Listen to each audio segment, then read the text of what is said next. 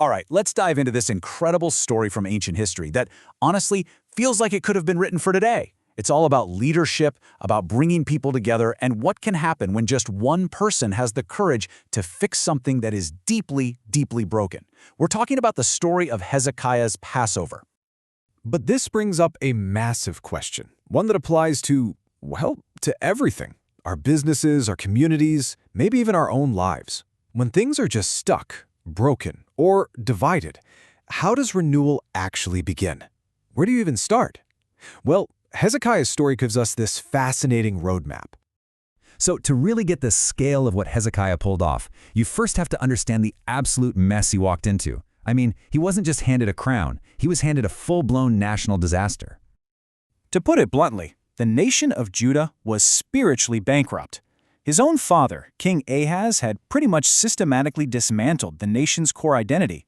He'd led the people down a path of rampant idolatry, and the kingdom's entire moral compass was just shattered.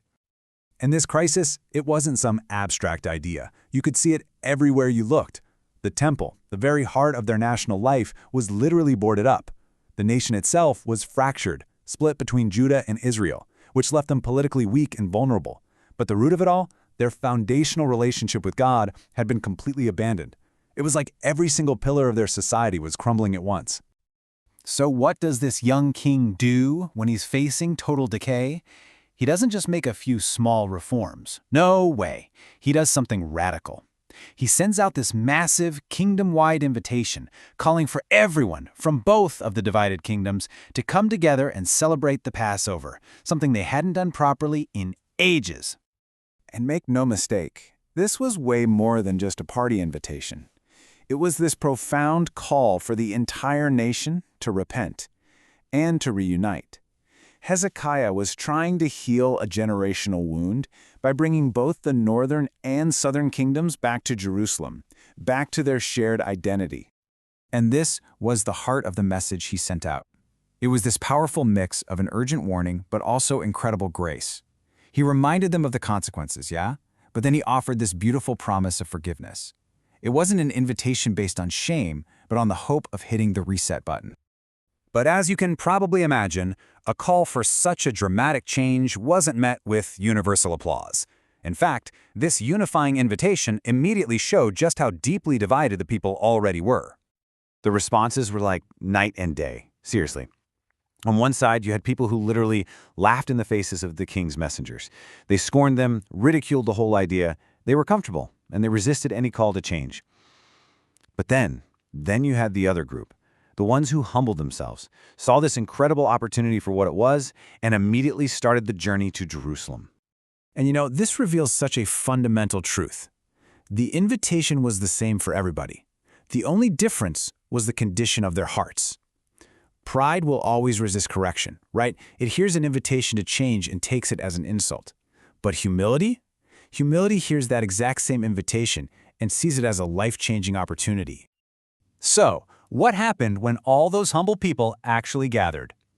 The result was nothing short of an explosion of joy and renewal that hadn't been seen in generations. This right here, this is the payoff for Hezekiah's bold leadership. This one number just says it all. 14.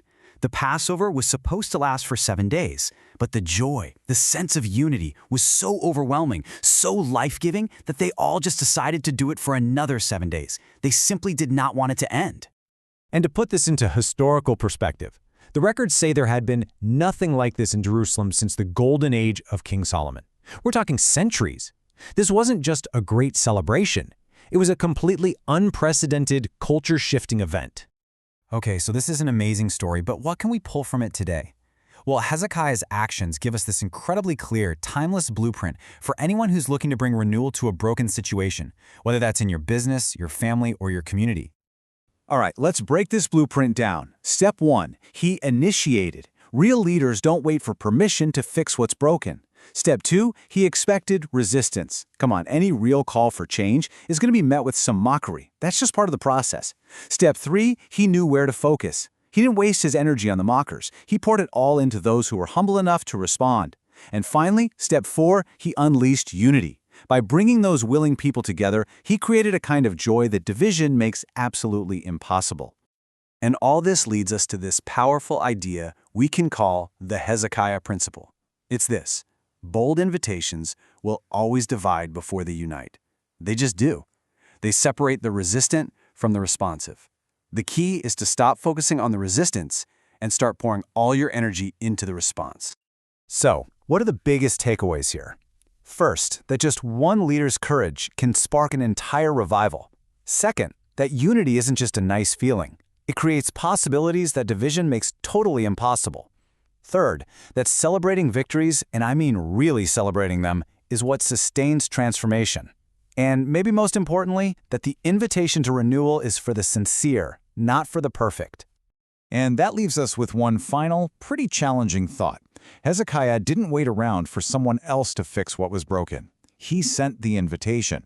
So the question for us is, in our own world, in our own areas of influence, what renewal are we waiting for someone else to initiate?